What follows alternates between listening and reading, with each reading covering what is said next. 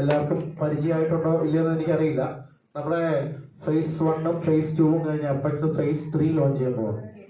phase 3 എന്ന് പറയുന്നത് നിങ്ങളൊക്കെ കണ്ടു കാണും. Make my trip, book my show പോലത്തെ പ്ലാറ്റ്ഫോമുകൾ കണ്ടു കാണും.